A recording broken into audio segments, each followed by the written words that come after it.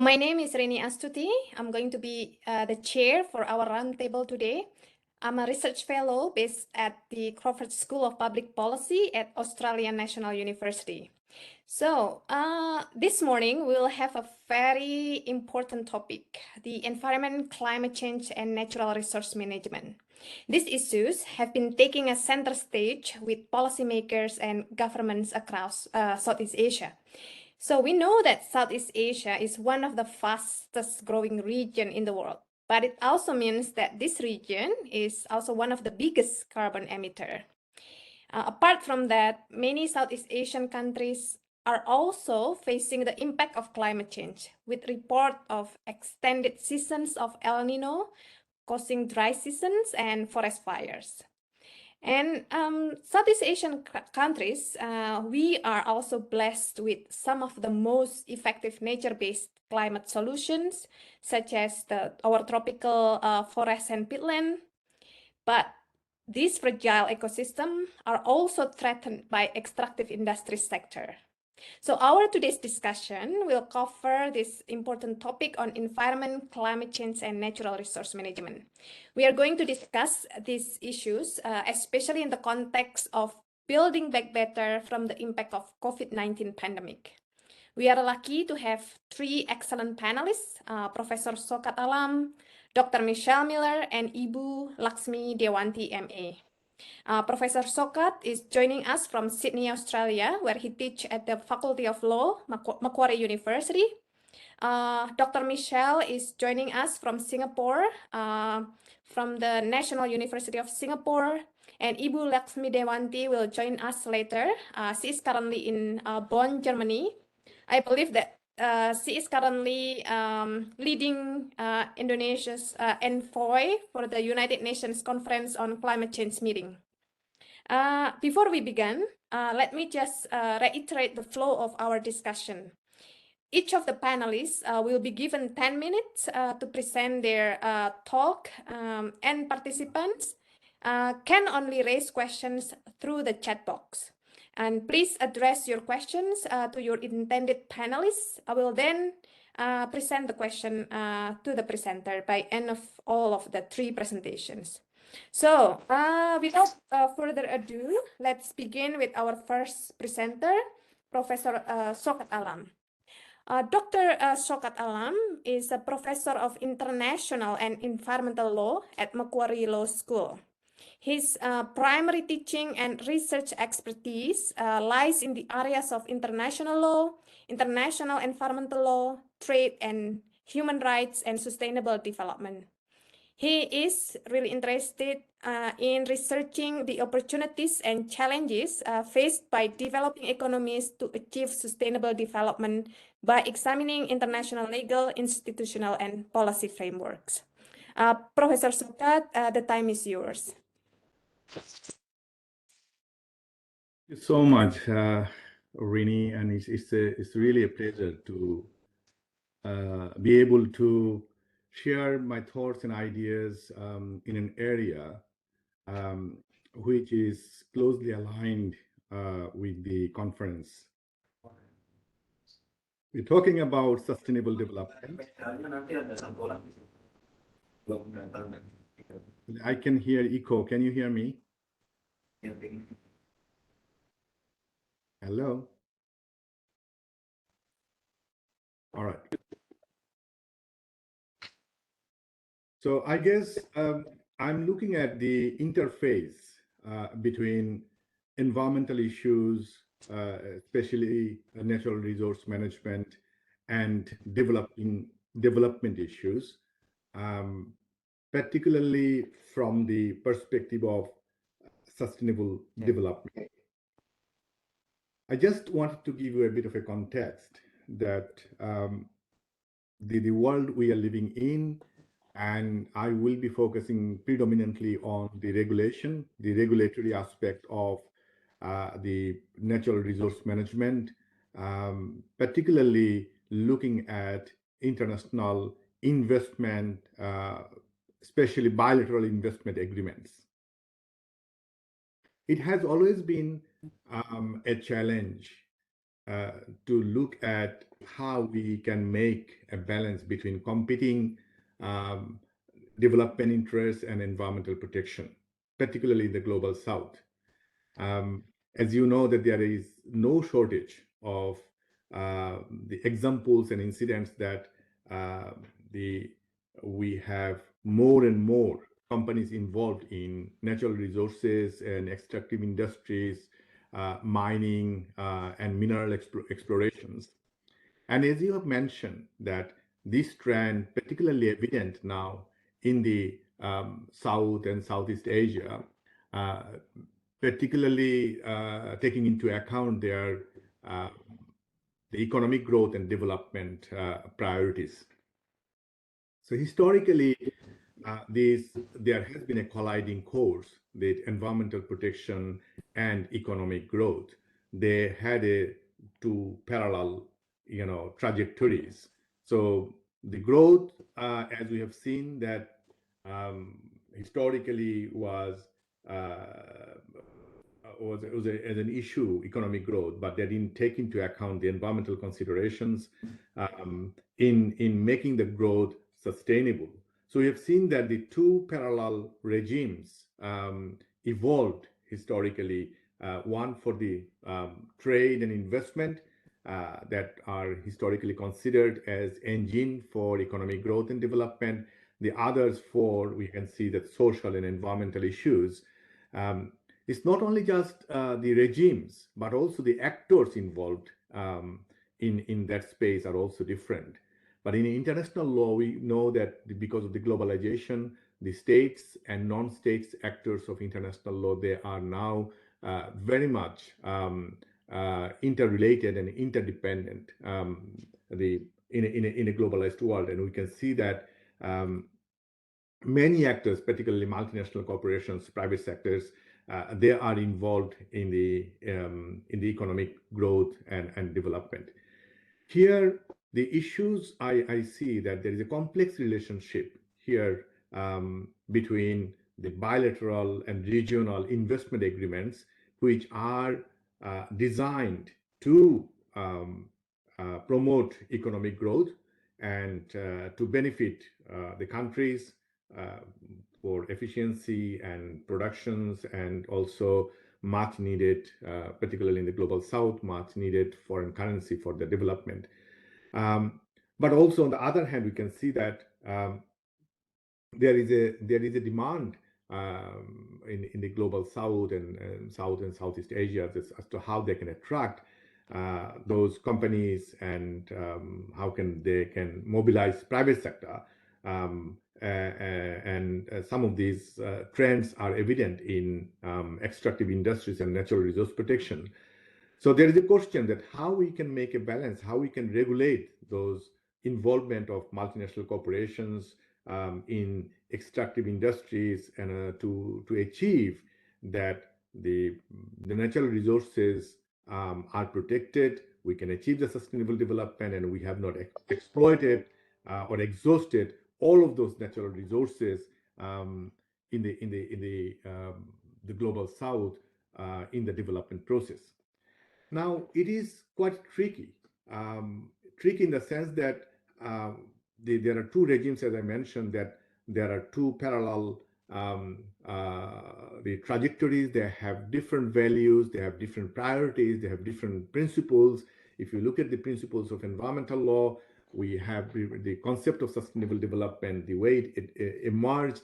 It involves an integrated approach and a holistic approach where development, environment would be taken or considered in a holistic way, integrating environment and development, where you can see that there are integrations of economy, society, and the environment. It is quite complex that how we can make a balance.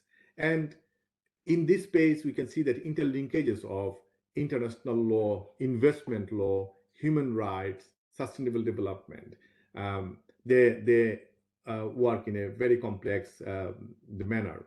And I can see that there are also reflections of here competing values and we can see the reflections of this north-south dynamics, the development priorities of the global south, Southeast Asia in particular. They would like to attract foreign capital, they would like to attract foreign investment, and as a result, they would like to facilitate the investment environment domestically, and which may go against the spirit of sustainable development. Particularly, we have now evidence that to reap the benefit of foreign investment, particularly in the natural resource sector or extractive industries, you need to have also complementary legislative framework, regulatory framework, institutional framework, so that you can promote those sort of public interest through your institutional and regulatory framework. One particular problem here, we have seen that if developing countries have those sort of the weak institutional framework, and there is a race to attract foreign investment, and then there is the question mark whether they will lower the standards, environmental standards, to attract the foreign investment, and its corresponding implications for sustainable development. Now, the other dimension here is that for the developing countries, their development priorities, right to development, and they consider that natural resource sector, they have permanent sovereignty over natural resources sector, and they would like to exploit this natural resources sector to promote their development, quickly. So the question here is that, how do we then put in place the regulatory measures that would not have undue impact on environmental protection or biodiversity conservation? But if you look at the historical, the trade dimensions or investment dimensions, the framework that we have is mostly regulated by international trade and investment frameworks. And WTO has actually taken into account through its specific agreements, like WTO agreements on trade-related aspects of intellectual property, service agreements, and also investment, the measures agreements. Through those agreements, some of those investments are regulated by WTO, but mostly the investments are unregulated, because, as you know, the problems we have, the regulation of multinational corporations, often they are regulated by their voluntary the measures and soft law, and we could not have a global multilateral investment agreement. Because we could not have a multilateral investment agreements, and it was the promise that with the Doha negotiation they will come up with an agreement. In absence of that, we now see a surge of bilateral and regional investment agreements.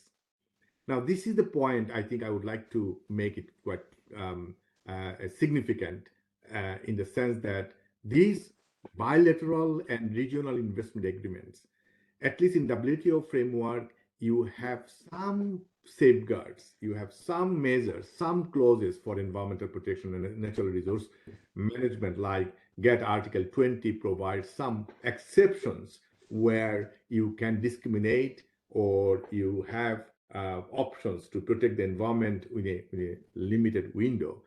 But these regional agreements, also the big ones like NAFTA, ASEAN, EU, they have some environmental protections provisions and environmental impact assessment chapters, and so on and so forth. However, this bilateral and regional investment, we have over 3,000 bilateral investment agreements, and those agreements, because of the proliferation of those agreements, hardly those agreements will have any provisions or chapters on sustainable development or environmental impact assessments. So this is a serious concern that, as you know, that these international law and domestic law and regional laws, they are all interrelated and interconnected. If in the international law, you have seen that there is a provisions in the WTO, and we can make WTO responsible for their the environmental impact of their operations, because there are some provisions there. And there is a institutional framework, dispute settlement mechanism in place where those could be challenged in the WTO. However, that in the bilateral context, they are mostly unregulated, and it is something that you would not know what sort of environmental impact or what sort of sustainable development chapters they are incorporating or providing in their regulatory frameworks. So it is mostly unregulated, and here, because of the weak bargaining positions here, these LDCs or developing countries, they are doing bilateral investment agreements with developed countries, we can see that the inequality of the bargaining power, and also they wanted to attract the foreign investment in those areas. Often these environmental standards are compromised, and the principles by which those investment agreements actually operate, sometimes this is mostly for the protection of the investors, and there is a provision that, non-discrimination principle, where you cannot discriminate the multinational corporations, and you need to. Professor Sokat, maybe 1 more minute. Sure. And you need to perhaps, offer the same sort of treatments that you offer to your domestic company. So there are another feature here is that if there are dispute settlement provisions, it is often is arbitration. And there are examples and cases where you've seen that these arbitrations provisions are against the interest of the developing countries.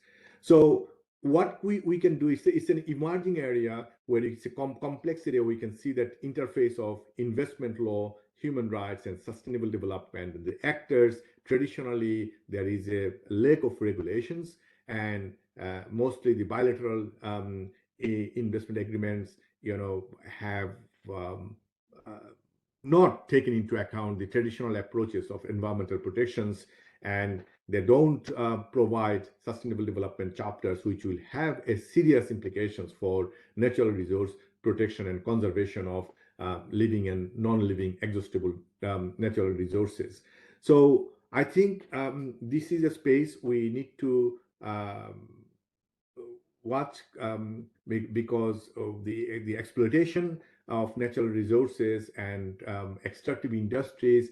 If we have no regulation in space, and in the context of LDCs or developing countries, weak governance, weak institutional frameworks, and race to attract the foreign capital for their economic growth, then there will be a serious implications for biodiversity conservation and natural resource management in the global south, especially in Southeast Asia. Happy to illustrate any points that I have mentioned. Because of the time constraint, I could not elaborate much on the different dimensions and complexity, but happy to take on questions. Thank you. Thank you very much for a very excellent overview on trade and international regimens that can be used to protect our environment and biodiversity. Our next presenter is Dr. Michelle Miller. Dr. Michelle is a Senior Research Fellow at the Asia Research Institute at National University of Singapore. Her research focuses on intersections between the political geographies of environmental governance and urban change. She has conducted many ethnographic research on emerging spaces and boundaries of environmental governance, social justice, conflict resolution, and urbanization in Indonesia, as well as environmental transformation of Southeast Asia. Michelle, the time is yours. Thank you. Thank you, Rini. Just let me share my slides. Oops. Are you all able to see this? Hello?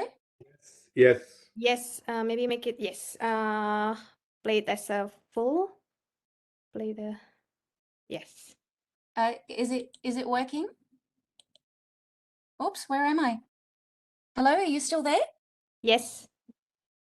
Yeah. Oh, hang on. I'm so sorry. This is the first time I've used this format. I'm in. Is my slide Yeah, full? it's Your, working. your slide is Yes. fine. We can see your slide. We can see you as well. Oh, Good. okay. Great. Okay, thank you, Rini, for the introduction. So my name is Michelle Miller, and today for the next 10 minutes, I'll be talking to you about how borders and bordering practices are changing Southeast Asia as a result of COVID-19, and what this means for complex governance questions about climate change mitigation and adaptation and resilience building that can't be contained within national borders. So in this short presentation, I'll be speaking to a co-authored paper that in which Rini was one of the authors. We published it in Political Geography, and you can see the details below on this screen. Our overall premise in this paper is that borders have always been selectively permeable, but the COVID-19 pandemic is reconfiguring the nature of cross-border flows of people and natural resources and finances and technologies. And in Southeast Asia, we argue that this is negatively affecting transboundary environmental governance, and this in turn is reducing the capacities of governments and societies to successfully adapt and build resilience to climate change impacts. So by selective border permeability, we mean the processes of strategic selection that organize border relations of openness and closure simultaneously. So by openness, borders are open to allow some things in, and they're closed to keep some things out. And they're designed to protect what's within the border. So decisions about what constitutes licit or legal flows and illicit or illegal cross-border flows are highly political. And times of crisis highlight the inequalities that are produced by selective border permeability, while at the same time exposing the limits of borders in containing environmental problems that are shared in common, like climate change impacts and diseases like COVID-19. So the current pandemic has simultaneously overcome traditional mechanisms for regulating cross-border flows, and this has triggered environmental government responses to protect geopolitical and economic interests while enhancing securitization measures to fortify borders against perceived physical external threats. So COVID-19 has selectively rendered borders as spaces of exception by suspending areas of legal order and replacing these with emergency measures to contain the spread of the pandemic. Is everyone able to see the slides, Rini? I can. Okay, great. So national borders have hardened to limit the movements of people during COVID-19, but they've also reopened to resume trade flows and to resume disrupted supply chains. Border controls, however, are not equipped to deal with cross-cutting environmental issues that are linked to anthropogenic climate change, and these create suitable conditions for future outbreaks of zoonotic and other vector-borne diseases. So COVID-19 provides a unique opportunity for transboundary cooperation, and ASEAN has already got a number of environmental frameworks in place. But the non-confrontational of the geopolitical culture of ASEAN selectively opens borders for business, but often closes them for matters of territorial sovereignty. And this is a big problem for climate change mitigation and human and labor rights. So I'll go on to provide some examples in a few minutes. But these bordering practices at the regional scale map onto global pandemic bordering practices that enable flows of commodities and finances while restricting the movements of people. And we see this, for example, in Singapore's 2014 Transboundary Haze Pollution Act, which imposes heavy fines on plantation companies that are seen to be responsible for burning practices that pollute Singaporean airspace. But at the same time, the Act carefully avoids blaming the governments of neighbouring countries to minimise geopolitical tensions. So at the national level, COVID has directed national policy-making processes downward and inward to deal with the exigencies of domestic health, social and economic challenges. And Southeast Asian governments have varying capacities to deal with these domestic challenges according to their developed, developing or less developed socioeconomic status and relative availability of natural resources. So toward the start of the pandemic, the IMF projected a multi-speed pandemic recovery outlook across this region, characterized by deepening inequalities in education, per capita income indicators, health, and life expectancy. And here on the right is a map created by one of our co-authors to show how some of these inequalities manifest, with COVID-19 deaths in the first 18 months of the pandemic generally being much higher in countries with lower Human Development Index scores. So national governments have exploited the opportunities presented by hardened borders during COVID to roll back or scale down key environmental safeguards while suppressing democratic spaces for collectivized environmental action. And there was at least some of this perception manifest here in Indonesia when the Omnibus Law was passed, as shown with the protesters' calls to menolak and membatalkan the law on the grounds that it limits the public's ability to challenge re-centralized decision-making about unsustainable land use practices that undermine workers' rights. So pandemic bordering practices have also selectively fragmented extended rural-urban networks. And for much of the pandemic, urban-based activists and environmental NGOs that have headquarters in cities across the region were prevented from physically mobilizing and traveling to rural and remote areas to monitor and assess the impacts of development projects. And this had the effect of making rural communities more isolated from urban-based support networks like advocacy groups and sympathetic media outlets that help to fill gaps in environmental legislation by applying public pressure on predatory or polluting businesses.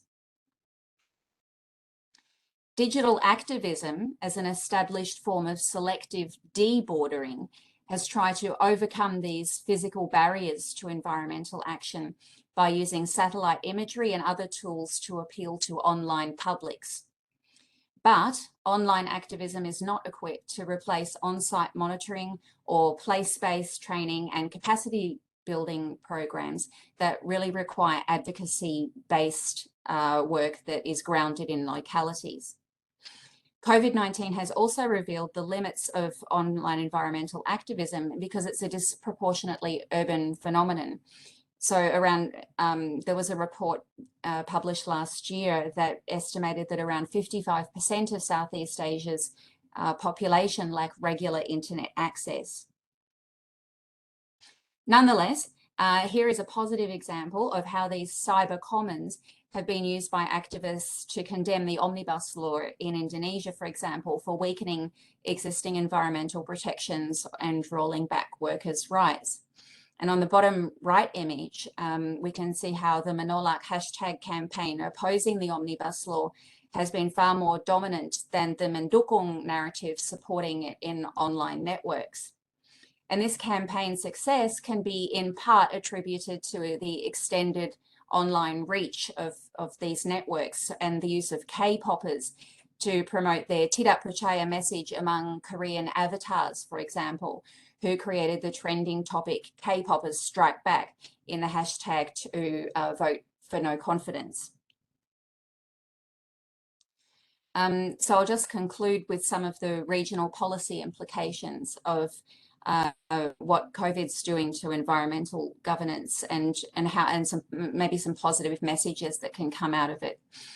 So although infrastructure investment has been a hallmark of ASEAN's emphasis on pandemic recovery, the deferral of environmental losses from stalled transboundary projects can offer an opportunity to reassess their sustainability in the longer term. And I provided an example on the right here of in Sumatra, where a Chinese government-funded hydropower dam that threatens the last remaining habitat of the critically endangered frizzy-head Tapanuli orangutan has been postponed until 2025 by COVID-19 delayed funding disruptions. And this delay, of course, doesn't constitute an environmental victory, but it does buy time for activists and scientists to conduct further impact assessments that may help to bolster their campaigns against the dam's developers. Increasingly, the capacity of communities of environmental practice at lower organizational scales to advance particular environmental agendas and implement their activities has hung on their ability and their ideological and tactical openness to embracing key areas of compatibility with other outside agendas. And these are often market-based agendas. So, for example, moving forward in climate change and adaptation plans in this region, private social green growth partnerships might provide incentivized platforms for minority groups in particular to obtain more equal rights of citizenship, such as through payments of ecosystem services. And Professor Alam spoke about the potentially productive role of the private sector in this, in his emphasis on taking a more holistic approach. Second, the revival of democratic environmental institutions and processes is going to be key to resetting Southeast Asia's pandemic recovery along a more sustainable trajectory. So when successful democratic transboundary environmental networks transform place-based governance arrangements, these can facilitate the production of the co-production of ecological knowledge that creates collective opportunities for shared learning through coordinated activities.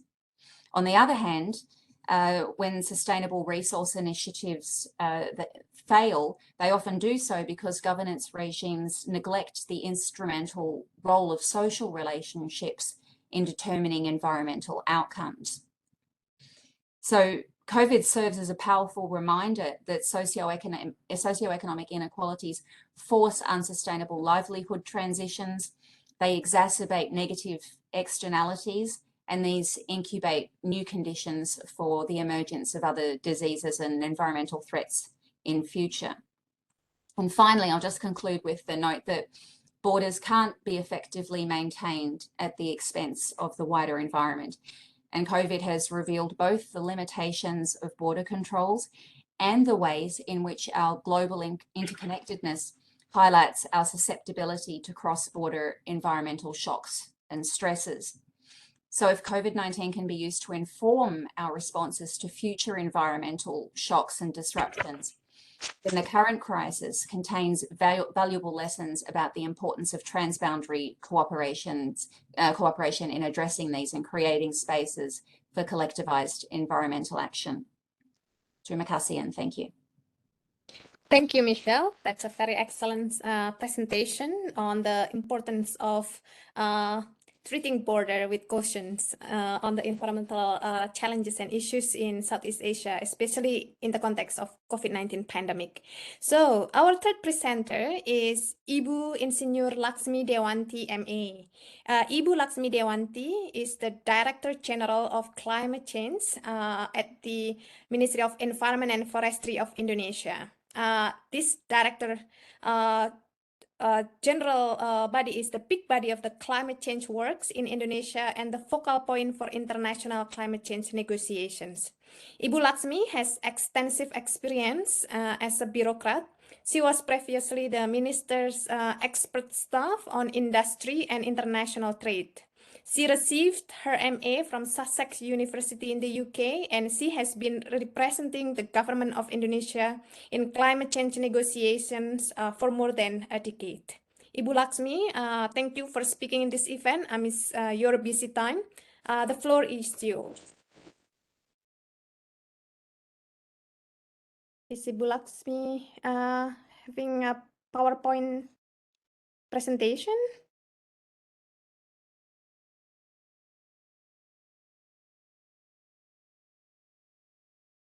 Mbak Laili or Kanisa, can you ensure that Bu Laksmi is here?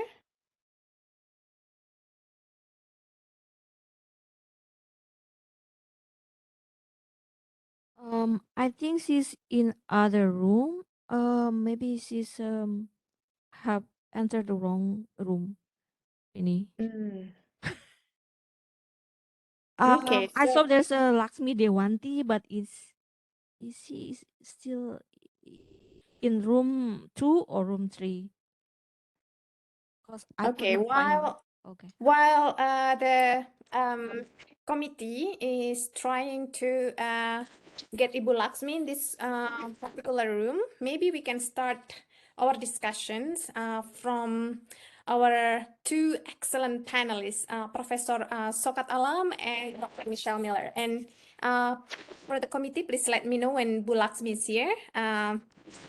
Then use this very precious time to discuss those two excellent presentations. I guess I'll start with a question to our first presenter, Professor Sokat Alam, about you mentioned about the importance of this socio-environmental safeguard in protecting our natural resources and biodiversity. The problem is, what do you think in, like in Southeast Asia with the rise of authoritarian government and this diverse level of democracy?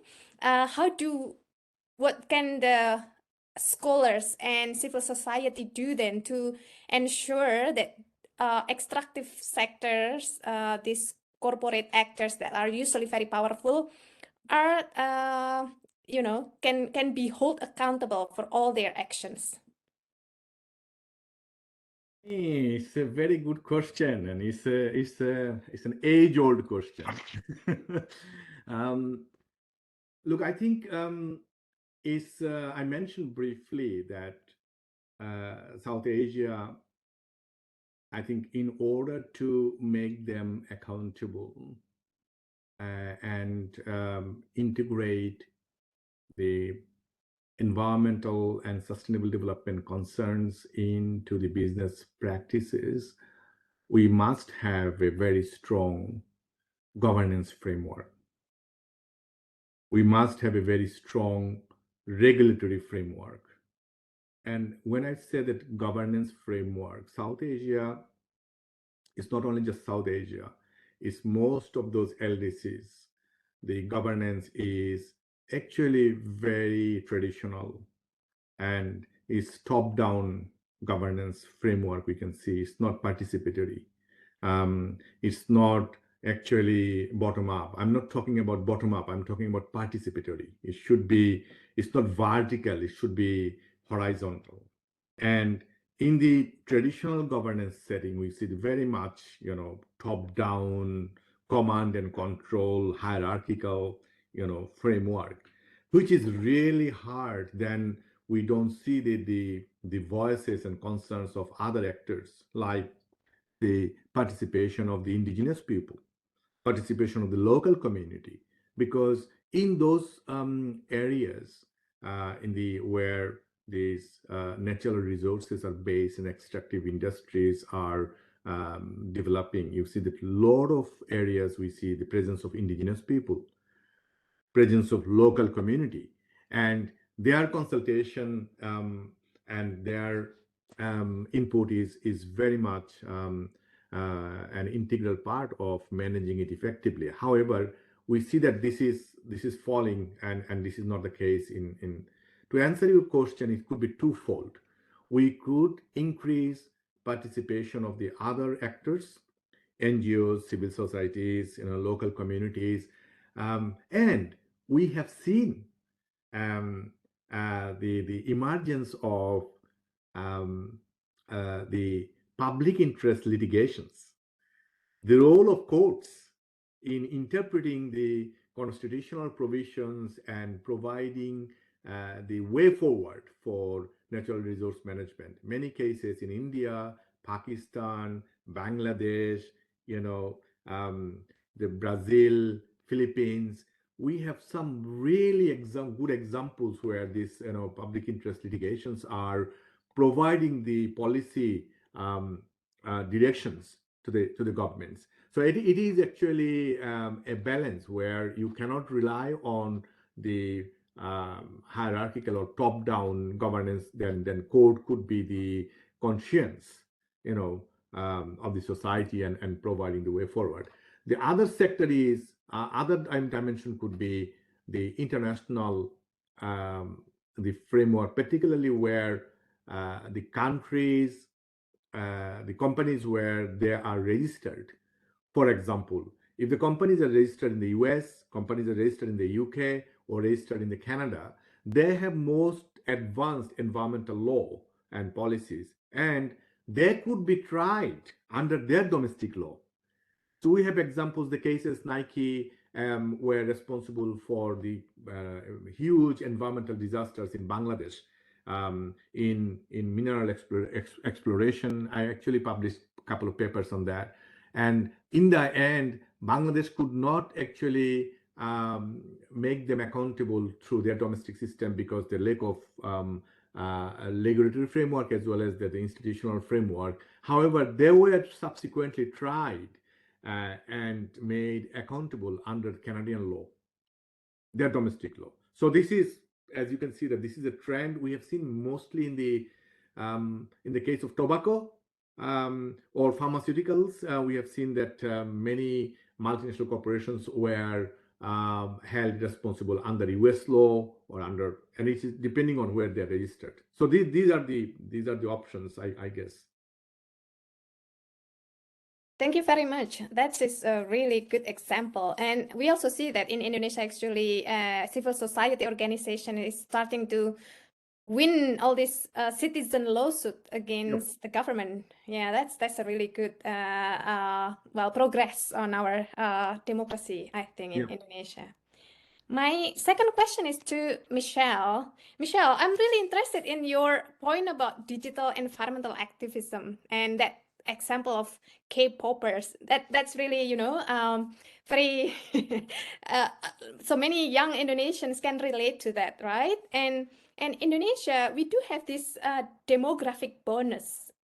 More than 54% of Indonesians that gonna be involved in the election, in the upcoming elections, are actually young people. The millennial and the, is it Y or Z generations after millennial? I forgot, but one of that, right? Yeah. So what do you think are the best strategies to then try to benefit from this demographic bonus and then make this young generations, the Indonesian young generation, they're very into all these digital technologies to then care about not only coffee, but indigenous people issues and others. Thank you.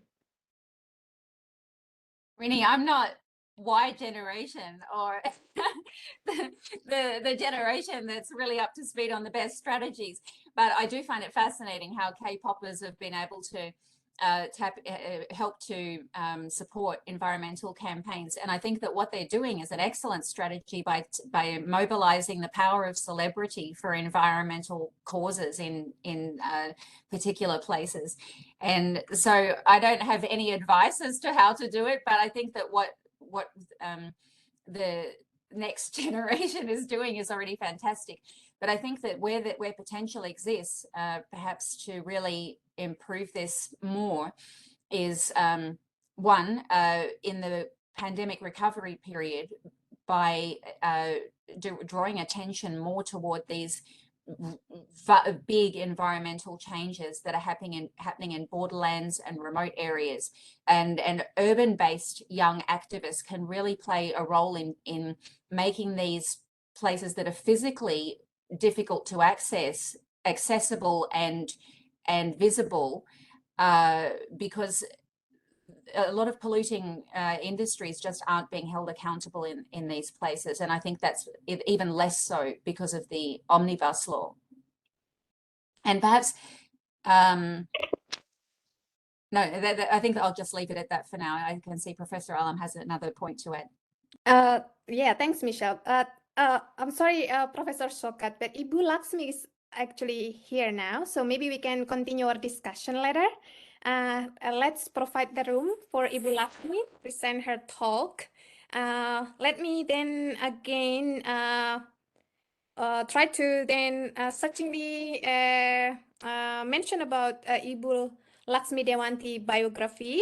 She's the Director General of Climate Change of the Ministry of Environment and Forestry. Ibu Laksmi has extensive experiences as a bureaucrat and especially as the head of the Indonesian focal point for the all of the international climate change negotiations. So thank you, Ibu Laksmi. Please, the room is yours.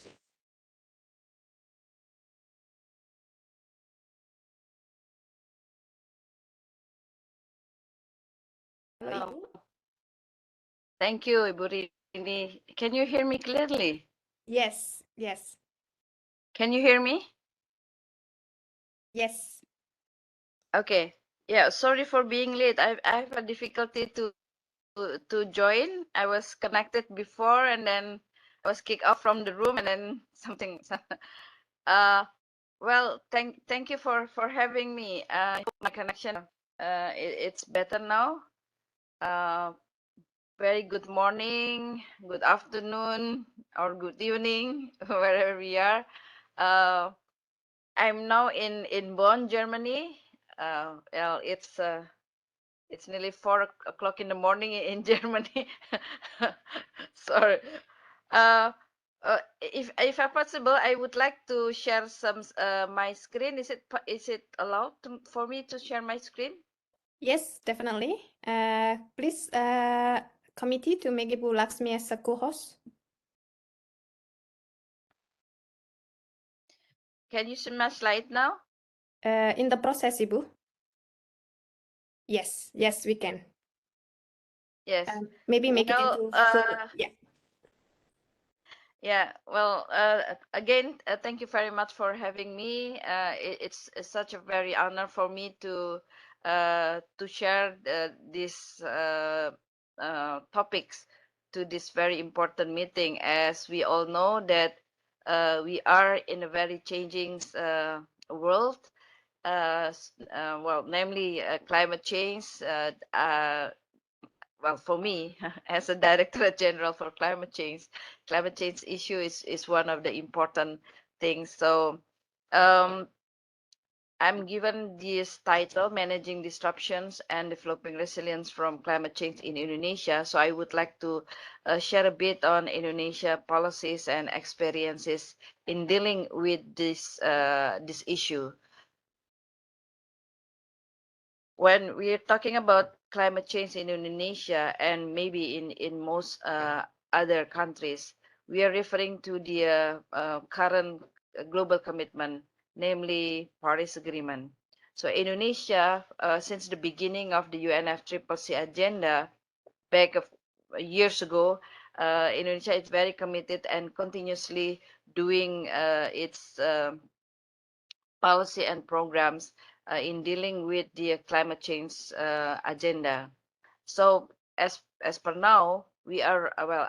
I would like to referring to our document nationally determined contribution that we have been submitted to the UNFCCC back in 2016, and we updated our nationally determined contributions in 2021 last year. And in our NDC, Nationally Determined Contribution, Indonesia put adaptation agenda as equally important with mitigation agenda. So we are not talking about reducing the greenhouse gas emission, but we also put our priority in building the climate resilience. Because in the long term, Indonesia is not only would like to reach the low carbon development condition, but we also would like to have our development as a climate adaptive and resilience to the climate change. Last year, Indonesia submitted its updated nationally determined contribution together with another important documents, namely Indonesia Long-Term Strategy for Low Carbon and Climate Resilience. Within this document, we already put our vision, Indonesia vision or Indonesia 100-year vision in 2045. And we would like to have Indonesia as a developed and prosperous countries, namely the human resource development and science technology advancement and sustainable economic development, as well as equitable development and strengthening national resilience and public sector governance. So the role of the long-term strategy and low carbon climate resilience 2050 for Indonesia is to aligning the climate goals and target with national, subnational, and international objectives, including Sustainable Development Goals 2030. We also put the importance roles of non-party stakeholders. As we all know that Paris Agreement encouraged both party stakeholders and non-party stakeholders to engage with the mitigation and adaptation agenda. So we put the non-party stakeholders, including local governments, industries, academicians, communities, as an important players in our climate change agenda. We also would like to encourage and to build more innovations enabling communities. So in our long-term strategy for low carbon and climate resilience for mitigations, we adopt the most scenario, namely low carbon scenario compatible with Paris Agreement. And together with adaptations agenda, we also put the goals of adaptations to reduce the impact of climate change on our national GDP through increasing resilience on 4 basic necessities, namely food, water, energy, and environmental health. And we targeted our adaptations agenda on 3 areas of resiliences: economic, social, and livelihood, as well as ecosystem and landscape. So this is how we describe our NDC, including NDC roadmaps and our climate action plans at the national levels. So we focus our NDC's mitigation in 5 sectors, while for adaptation sector, we focus on 8 sector, namely food, including agriculture, food production, technology, energy, health, livelihood, infrastructure, ecosystem and biodiversity, cities, and coastal, including small islands. So this is the climate change action plan. We integrate the national action plan into national and sectoral development plan. So again, back to the long-term strategy for low carbon and climate resilience, specifically on the adaptations agenda. We pursuing, well, of course, based on the Paris Agreement, we would like to have more sustainability, justice, and transformations in our agenda. So we focus on many things, and we trying to do many things in terms of these agenda items. Climate resilience in accordance with the directions of the Paris Agreement is translated into economic, social, and environmental resilience with the principle of no one left behind. The strategy toward climate resilience is carried out by means of investment, human resource capacity, including green jobs opportunity, and landscape and seascape management. Again, this is our sectoral pathway on adaptations. As I mentioned, we focus on the 4 basic necessity: food, water, energy, and health. And we also trying to have to enable the conditions in terms of the risk disasters, including prevention and preparedness, emergency and evacuations, response and recovery. And we focus on numbers of ecosystem essential, freshwater, and coastal and marines. Yeah, to bring the policy context into the real action at the ground, the Ministry of Environment, as the national focal point for climate change, carry out the program so-called Climate Village Program.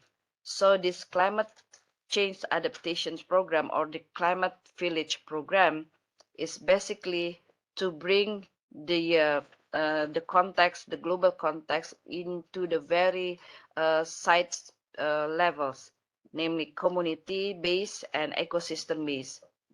So based on the vulnerability, risk, and impact assessment, we develop a community-based program as well as ecosystem-based programs. This program basically to address or to is developed in order to achieve the economic resilience, social and livelihood resilience, as well as ecosystem and landscape resilience. So to support the adaptation agenda, or to support the vulnerability assessment of the climate change, we developed a system or information system. We call it CIDIC, Information System on Climate Change Vulnerability Index. So based on this information index, we then carry out the community as well as the ecosystem-based programs. To give you some examples, this is an examples of Climate Village Resilience Program. And up till now, we have 3,200 something site for ProClim or Climate Village Resilience. And we have a target to have 20,000 climate villages sites throughout Indonesia. So basically, the program is to recognize active participations of local communities in implementing actions of climate change mitigation and adaptation, which contributes to the achievement of national greenhouse gas emission reduction target and enhance community resilience to the climate change impact. So this picture show the example of activities at the Climate Village Resilience Program. And the menu of the program is very tailored, is depend on the challenge that the community have in their specific sites. This is the example of our ecosystem-based adaptations. I believe that Indonesia and other countries have a very specific ecosystem in this in their area. So we base or we develop our adaptations activities really based on the conditions of the ecosystems. So based on our policies, the implementation of adaptations to protect ecosystem from climate change impact and to support climate change adaptation for community through function and service of the ecosystem. So basically, this program is to support ecosystem resilience, to protect ecosystem services, to support climate change adaptation in various sectors, to reduce and to manage disaster risk, complement with adaptation infrastructure, and to avoid maladaptations or negative impact of the adaptations. So I believe that's all that I could share for today's discussion. I do hope that this shared information will be fruitful and will be a very basis for our discussions. Thank you, and I'll give back to Ibu Rini. Thank you very much. Thank you for a very excellent presentation, Ibu Laksmi, despite this is around 4 a.m. in the morning in Germany, in Bonn. So we have around 5 minutes for discussions. So far, we don't have any particular questions from our participants, but I already asked questions to Professor Alam, Dr. Michelle Miller, and now I think it's the Ibu Laksmi's turn to have questions. So my question to Ibu Laksmi is that so each of the sectoral ministries in Indonesia have this village-based approach to their program. For example, Desa Tangga Bencana, Desa Peduli Gambut, and all of these village-based social forestry programs. So is there a strategy from the government to then all of these different approaches then be mainstreamed into one approach, as you mentioned, as this is important for developing resilience at the village level? Yeah, well, thank you for the question. It's very important to have this question, because I would like to share that indeed I mean, in Indonesia, not only in Indonesia, in our ministry, we have numbers of different approaches toward the community-based activities. We have conservation's partnership village from the DG for nature and ecosystem conservations. We have Desa Peduli Gambut. So basically, we will integrate, not putting into only one approaches, because different ecosystem, different site may need different approaches. Because when we're talking about environmental protection and management, we always talking about a site specific, and not only site specific. It's also time specific, because in the same village, in the same site, in different time, you may need to have a different approaches. So our policy is not to putting into only one approach, but we are integrating those approaches. So, for examples, I mentioned about the Climate Village program. So this Climate Village program, from the climate change point of view, will be an umbrella for the community-based approaches for both mitigation and adaptations. And we will have the Desa Peduli Gambut, for example, and the Kemitraan Conservation or the Conservation Partnership Village, to integrate it in this Climate Village program. In one site, for example, they may focus on the specific animal conservations. So the main ingredients of the Climate Village will be the specific animal conservations. But in other village, for example, when they sit on the peatland ecosystem, so their main menu will be in protections of the peatland ecosystem. So so we are now, I mean, I mentioned about the 20,000 villages target in 2024 for the Climate Village program. So this 20,000 villages will include the Desa Peduli Gambut, the conservation partnership for conservations, and another different name name of the program from the different ministries. But yeah, this is a time to coordinate, to consolidate the various approaches from various ministries. But the most important things that this all approaches have to be able to reach the goal, to strengthen the resilience of the community itself. Thank you.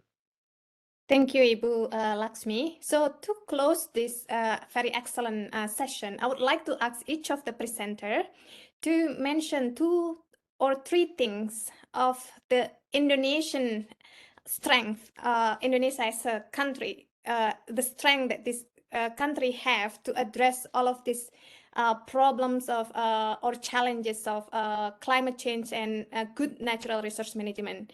For example, can be strong civil society or something like that, that you think is the strength that this country has. We can start from Professor Shokat, please. Just 1 minute. You are on mute. I think Indonesia is biodiversity rich. It is full of natural resources, and this is the pristine ecosystem. It's a strength. I think also the strength is that Indonesia is current the policies and the approaches towards climate resilience is quite. I think it's organic the way it is developed, and as presented by Ibu Lashmi. It's quite encouraging. And they are adhering to international law and policy guidelines to reach that goal. And also the opportunity is the rise of the other actors, that local communities and particularly the role of the judiciary. So these are all positive trends in Indonesia. Thank you. Michelle, please. Hi. Good question, Rini. I think that Indonesia has an abundance of place-based ecological knowledge among communities around locally important resources that would be very good to integrate into formal policy networks if possible. That's one thing. And another thing is Indonesia has now a developed tradition of public-private partnerships and co-governance arrangements. So it can really develop more holistic approaches to governance. And there have been some successful examples of this, but there could be a lot more that could be developed. Thank you. And Ibu Laksmi, please. Yeah, thank you, Brini. So 3 words is inclusivity, solidarity, and science-based approaches. Thank you. Yeah, thank you. So yeah, we do have all of these things that we can then use as a country to address all these problems. And don't forget that Indonesia is the host of the G20. We have this opportunity to make a difference. And yeah, let's do it. Thank you, everyone, for attending this session. And thank you for all of the 3 excellent presenters. Thank you so much, Rini. Well done. Thank you, Rini, for your excellent discussant role. Yeah. Ladies and gentlemen, thank you very much for the chair, presenters, and participants for the interesting virtual roundtable discussion. Hopefully the discussion will bring us new knowledge and insights on the race issue.